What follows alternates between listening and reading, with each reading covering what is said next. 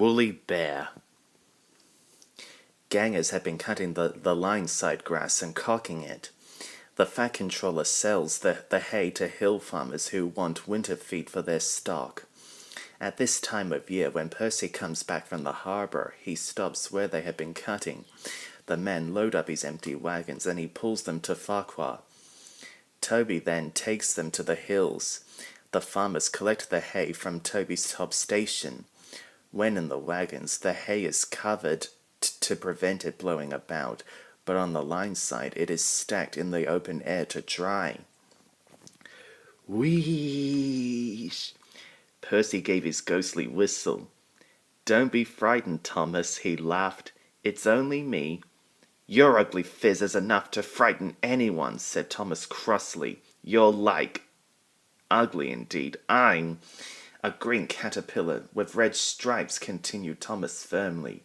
"You crawl like one too." "I don't." "Who's been late every afternoon this week?" "It's the hay." "I can't help that," said Thomas.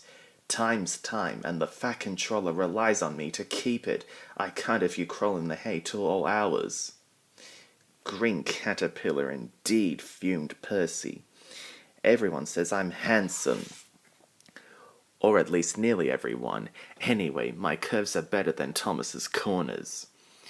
He took his trucks to the harbour and spent the morning shunting. "Thomas says I'm always late," he grumbled. "I'm never late, or at least only a few minutes. What's that to Thomas? He can always catch up time further on." All the same, he and his driver decided to start home early. It was most unfortunate that, just before they did, a crate of treacle was upset over him. They wiped the worst off, but he was still sticky when he puffed away. The wind rose as they puffed along. Soon it was blowing a gale. "Look at that!" exclaimed his driver. The wind caught the piled hay, tossing it up and over the track.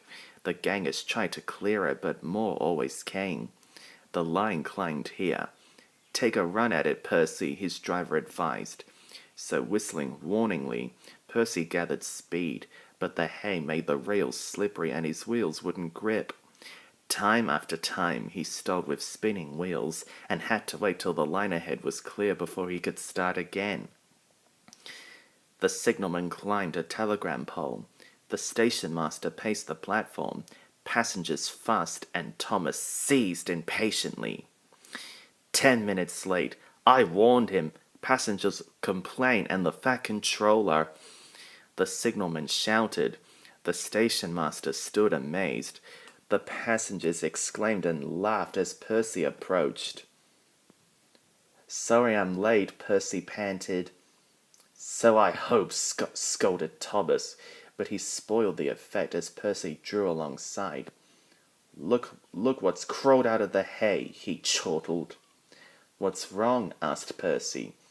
"Talk about hairy caterpillars," puffed Thomas as he started away. "It's worth being late to have seen you." When Percy got home, his driver showed him what he looked like in a mirror. "Bust my buffers," exclaimed Percy. No wonder they all laughed. "I'm just like a woolly bear. Please clean me before Toby comes." But it was no good. Thomas told Toby all about it, and instead of talking about sensible things like playing ghosts, Thomas and Toby made jokes about woolly bear, caterpillars, and other creatures which crawl about in hay. They laughed a lot, but Percy thought they were really being silly indeed.